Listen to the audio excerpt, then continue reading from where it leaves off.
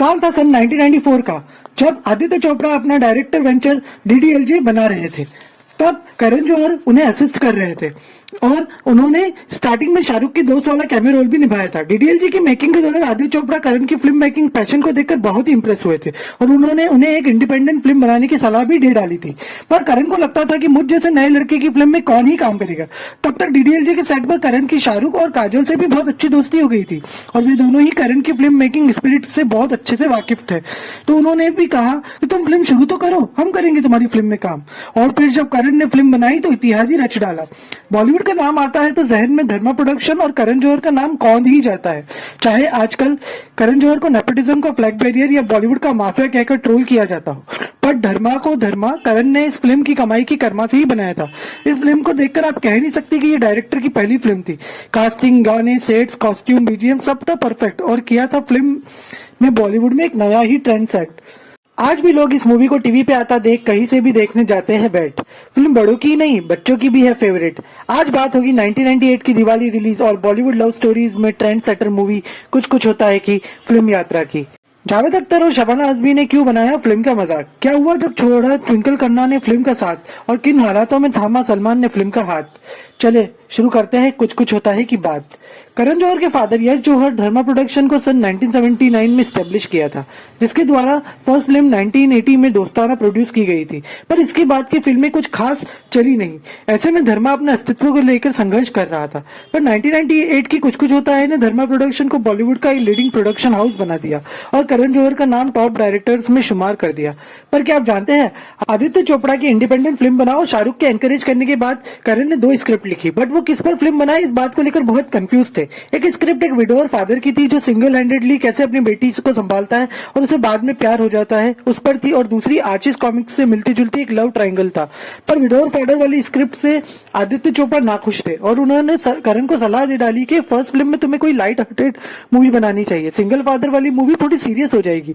पर उनके जहन से सिंगल विडोर फादर वाली स्क्रिप्ट जा ही नहीं रही थी, अतः उन्होंने दोनों स्क्रिप्ट को मर्ज कर दिया और जो मिश्रण तैयार हुआ वो कुछ कुछ होता है बना। करण ने शुरू के कॉलेज सीन आर्चीज कॉमिक्स से प्रेरित होकर लिखे, जिसमें शाहरुख खान का कैरेक्टर आर्चीज काजोल का वेट्टी और रानी का वेरोनिका से प्रेरित था। यहाँ मैं आपको एक और दिलचस्प बात बताता चलूं कि काजोल और शाहरुख तो डीडीएलजे के टाइम से ही फाइनल थे, पर करण ने टीना वाला रोल उनकी बचपन की दोस्त ट्विंकल खन्ना को माइंड में रखकर लिखा था। इवन टीना ट्विंकल खन्ना का ही पेट नेम है। ट्विंकल ने शूटिंग स्टार्ट भी कर दी थी, परंतु किसी वजह से फिल्म छोड़ दी, जिसकी वजह से करण को गुस्सा तो बहुत आया, पर क्या ही कर सकते थे। अब करण ने कई हीरोइंस को अप्रोच किया, जिसमें तब्बू, उर्मिला, करिश्मा, मनीषा कोइराला, रवीना और ऐश्वर्या शामिल थी, परंतु सभी ने बहाना बनाकर फिल्म नकार दी। दरअसल कोई भी काजोल के अपोजिट सेकंड लीड नहीं प्ले करना चाहता था। फिर काजोल ने ही अपनी कजिन सिस्टर रानी मुखर्जी को करण का अप्रोच करने के लिए कहा।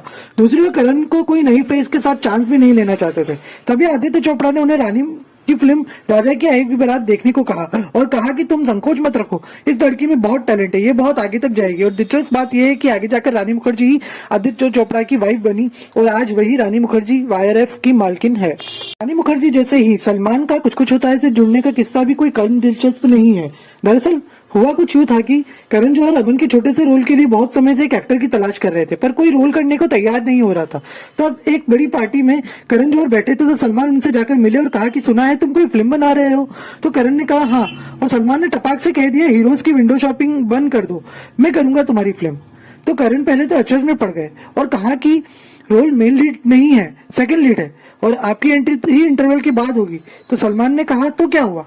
सलमान ने झट से करण की सारी टेंशन दूर कर दी। कहा जाता है कि दरअसल सलमान की सिस्टर अलवीरा करण की बहुत अच्छी दोस्त थी और बातों बातों में सलमान को अपनी सिस्टर से ही फिल्म और करण की परेशानी के बारे में पता चला था। उन्होंने खुद ही करण को अप्रोच कर दिया और बाकी सब तो हिस्ट्री है ही।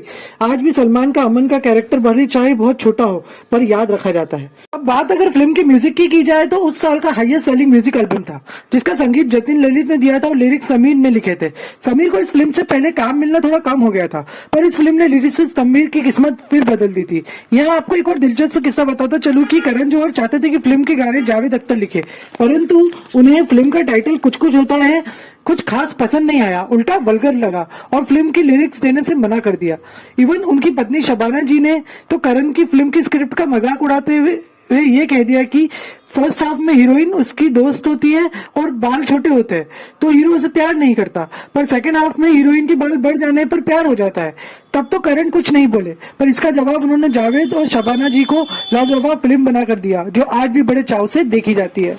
ये तो बात हुई कुछ कुछ होता है फिल्म की फिल्म यात्रा की। अब बात करते हैं कुछ कुछ होता है फिल्म के अननोन फैक्ट्स की, जो बड़े दिलचस्प है। फैक्ट नंबर 1, इस फिल्म ने उस साल के सारे प्रोमिनेंट अवार्ड्स अपने नाम किए थे। Best actor, best actress, best actor in supporting role, best actress in supporting role, best director, best film, जो कि आज तक का बॉलीवुड का रिकॉर्ड है। इतने सारे प्रोमिनेंट अवार्ड आज तक किसी फिल्म ने अपने नाम नहीं किए। फैक्ट नंबर 2, फिल्म में करण जौहर ने रानी मुखर्जी को साइन तो कर लिया था, पर वो उनकी आवाज को लेकर थोड़े डाउटफुल थे, क्योंकि उन्हें लगता था कि उनकी हस्की वॉइस लोगों को ज्यादा कोई खास पसंद नहीं आएगी। उन्होंने डबिंग आर्टिस्ट से बात भी कर ली थी, लेकिन डबिंग के वक्त आर्टिस्ट आई नहीं, और बाद में फाइनली आवाज रानी मुखर्जी ने डब करी और वो आवाज उनकी पहचान बन गई। फैक्ट नंबर 3, फिल्म में कुछ शॉर्ट कॉमियोस थे जो शायद आपने कभी नोटिस भी नहीं किए होंगे। फिल्म में द नीलम शो बताते हैं, उसमें एक लड़का कहता है कि मुझे अपनी गर्लफ्रेंड को छोड़ना है।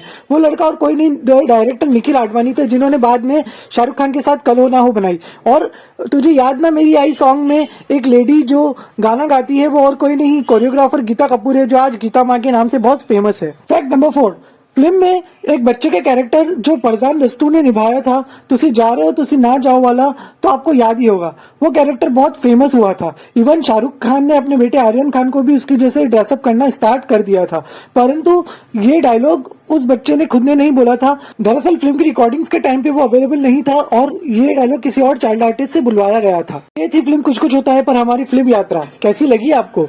पसंद आई हो तो लाइक जरूर कीजिए, शेयर करना और सब्सक्राइब करना ना भूलिए। अगली फिल्म यात्रा आप कौन सी फिल्म की देखना चाहेंगे हमें जरूर बताइएगा।